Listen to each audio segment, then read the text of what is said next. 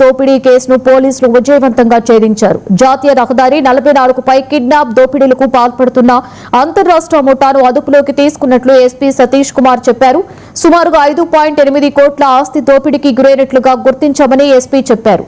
Kia police station పరిధిలో 2025 December 3న జరిగిన ఘటన కాగా, రెండవది 2026 ఫిబ్రవరి 21న కనగాపల్లి మండలం మామిళ్లపల్లి సమీపంలో జరిగిన ఘటనగా ఎస్పీ చెప్పారు.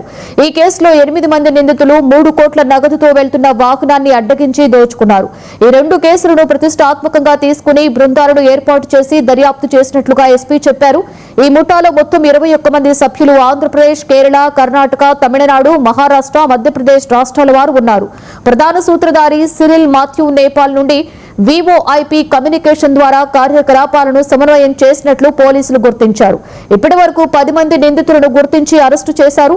మే 5న బెంగళూరు హైవేపై ప్రత్యేక ఆపరేషన్ నిర్వహించి 7 నిందితులను పోలీసులు అదుపులోకి తీసుకుని వారి నుండి 1,26,00,000 నగదును, ఇన్నోవా XUV 500, BMW కార్లు, 13 మొబైల్ ఫోన్లు, నకిలీ నెంబర్ ప్లేట్లు, కత్తులు, పేపర్ స్ప్రేలు స్వాధీనం చేసుకున్నారు. వాళ్ళు సపోర్ట్ వస్తారు. నంబర్ క్వశ్చన్ వాళ్ళని అరేంజ్ చేయడం అనేది మన థర్డ్ ఇంపార్టెంట్ ఆసిఫ్ అహ్మద్ చేస్తారు.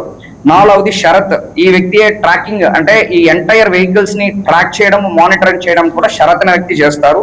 తర్వాత అప్పు కేఎం, ఈ వ్యక్తి కూడా supporting gang member, important person, వాళ్ళని అరెస్ట్ చేశాము. Srikanth alias Vishnu main driver. ఇది యాక్చువల్లీ ఏ అమౌంట్ ని వాళ్ళు పికప్ చేస్తారో అమౌంట్ ని సేఫ్ గా తీసుకుని వెళ్ళి హ్యాండ్ ఓవర్ చేయడం ఈ విష్ణు అనే వ్యక్తి చేస్తారు.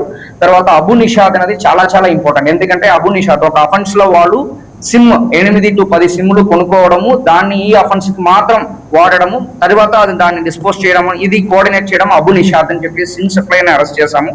తర్వాత నిషాద్ విఎస్, తర్వాత ఉన్నికుట్టన్